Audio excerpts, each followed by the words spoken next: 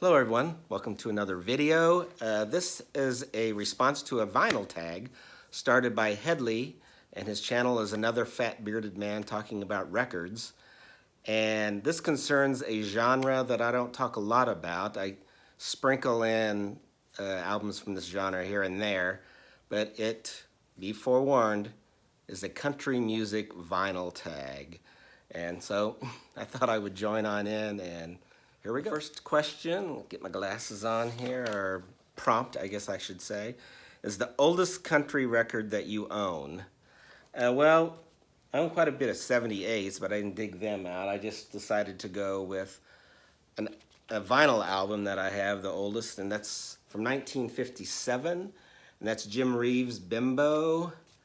Had the big hit Mexican Joe on here. He, along with Patsy Cline, kind of helped, were architects in the Nashville sound with the orchestration and the pop music sensibilities. But Bimbo, Jim Reeves is probably the oldest vinyl album I have in country. Number two, the newest country record in your collection. And that's Zephaniah Ohora and his album Listening to the Music, which came out last year. Wonderful recording. You can tell that his idol was Merle Haggard, because in the tone of his voice and his phrasing, you can see a lot of Merle in there. But it's a really fine album by Ohora here. Listening to the Music from last year. Next is a record you own on a country music label. So I'm going with the Willis Brothers from Going to Town from 1966. And the label is Star Day. And this label was started by Jack Starnes, and who was he started out as a manager for Lefty Frizzell, and let's see who the other guy was. The other guy was Pappy Daly. So from Starnes and Daly, it became Star Day. And of course, George Jones got his start on Star Day. So that's my pick for that. Next, an international country record. And so I'm going with this Tammy Nielsen album, Chick-a-Boom. She has a lot of rockabilly in her with her country, a bit of soulfulness. But she was born in Canada, but she's based in New Zealand. And if anybody, back of that, if anybody has seen the television show out of New Zealand, the Brokenwood Mysteries, which is kind of like Midsummer Murders, kind of has that humorous feel. A lot of murders in Brokenwood area in New Zealand. But the main character is always saying, you like country? And then he'll put in a tape, and a lot of the time it's Tammy Nielsen that's on his tape. But wonderful album, Chick-a-Boom. Tammy Nielsen. Next prompt is a bluegrass, string band, or old-timey record you own. This is from 1975. It's Tut Taylor, and the album is The Old Post Office. He also has Norman Blake playing on here with him. But it's a wonderful album with a lot of bluegrass and old-timey music. Tut Taylor played for quite a while in John Hartford's band. The next I have a record from an artist that you have the largest collection of, and this is from 1970, and it would be Jerry Lee Lewis. So I have more records by him than anyone else, and I think his country period gets overlooked. Made a lot of great country records, a lot of them produced by Jerry Kennedy, including this one entitled She Even Woke Me Up to Say Goodbye, which was a great song. Also does a good version of Merle Haggard's Working Man Blues, and a great version of Jimmy Rogers' Waiting for a Train. My Only Claim to Fame, Glenn Sutton song, was very good, and She Wind Me Up, the Farron Young song, was very good too. But wonderful country music album by Jerry Lee Lewis. Next is a live country record that you own. And this is from 1973, and it's Dick Curless Live at the Wheeling Truck Drivers Jamboree. Dick Curless was a country artist from, I think, Bangor, Maine. I know he's from Maine. I think it was Bangor. And he did a lot of truck driving songs. In fact, his most famous truck song is Tombstone Every Mile, about driving the icy roads in Maine. But had a wonderful voice that's hard to replicate for most other country singers, but a really beautiful album by Dick Curless. Next is a country box set or collection, and I'm going to show from the Bear Family label. This is a Merle Travis collection called Guitar Rags and a Too Fast Pass. Too Fast Pass is a great song by him, but Merle Travis, those Bear Family ones were really, really good with good booklets. This is a 5 CD set. This is come out again. But Merle was known for a type of guitar picking. They called it the Travis picking. He wrote some famous songs, like his most famous song is became famous for Tennessee Ernie Ford was 16 Tons. He also wrote Dark as a Dungeon, which became a hit for Johnny Cash. He did a lot of mining songs, but his most famous, well, I don't know if that was, his most famous was being in From Here to Eternity. He sang Re-Enlistment Blues in that movie. But wonderful singer-songwriter, Merle Travis, and great picker too. And also played in Hank Thompson's band for next prompt, a duet record. And this is Hank Snow with Anita Carter, who was the youngest daughter in the Carter family. And of course, Hank Snow had so many hits with I'm Moving On and all the train songs that he did. But this is my duet album. Next is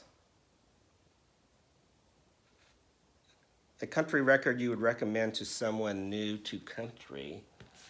And the one I picked is Seven Bridges Road by Steve Young. And the Eagles did his song Seven Bridges Road. Also on here you can see his own version of Lonesome, Ornery, and Mean, which was later a hit for Waylon Jennings. He does a version of Bob Dylan's Down in the Flood, but most of the other songs on here were written by him, such as Montgomery in the Rain, which is a great song, Ragtime Blue Guitar. But I think he would be a good bridge before they get to the honky-tonk part of country for someone that was, just a rock lover and wanted to check out some of the country things. That Steve Young, I think, would be a good bridge for that. Next prompt is a favorite album cover. I'm picking this cover from 1964, and Hawkshaw Hawkins Sings. I like he's kind of in the carriage with his guitar and he's tipping his hat. Kind of always loved that cover.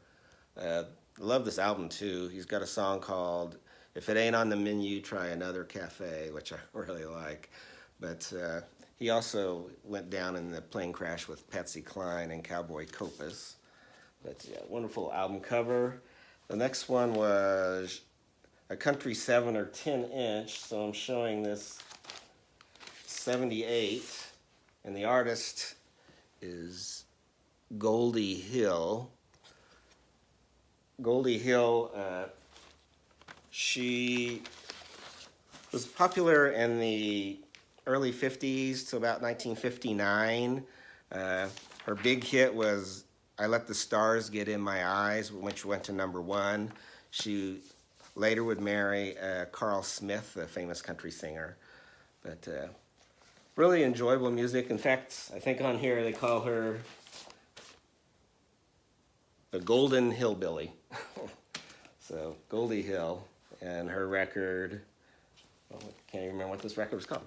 Young at Heart is on one side and Make Love to Me is on the other side.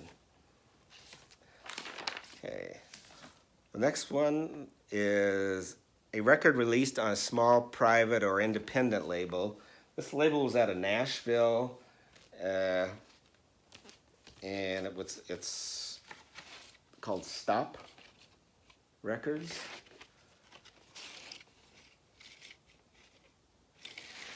And this album is Lee Mace presents Ozark Opry, and it looks like all of them signed this one. I know they did some albums with Johnny Bush as well, but they were a small label out of Nashville. Next one, A Country Music Grail You're Happy to Have Found. And that is this Johnny Paycheck album, Wherever You Are, which is on the Little Darlin' label. And his early stuff on Little Darlin' is just fantastic. I mean, he became more famous later when he had Take This Job and Shove It and some of those songs, but I think his best stuff is on the Little Darlin' label, and these are hard to find, and I was lucky to have found this one. Next is an alternative rock or country record that you own. So I'm showing this album by the Payne Brothers, came out in 1989. Really, this is their only release. I saw a reissue that had basically the same songs, and this was the front cover a few years after this one was released. But I don't know if there were any songs that were different because they looked like they were almost all the same songs. But well, I would call these kind of in the cowpunk, like rank and file, maybe in that with a little bit more rockabilly, but the Payne Brothers. Next is a country record from a country subgenre. So I'm showing kind of country blues, and it's Roy Clark and Clarence Gatemouth Brown, and they did an album called Making Music with, Roy Clark's a wonderful guitar player, and so is Clarence Gatemouth Brown, but he's also a great fiddle player, as Hedley said on his video. But wonderful album. Sounds like they're just having the most fun, doing some kind of bluesy country songs.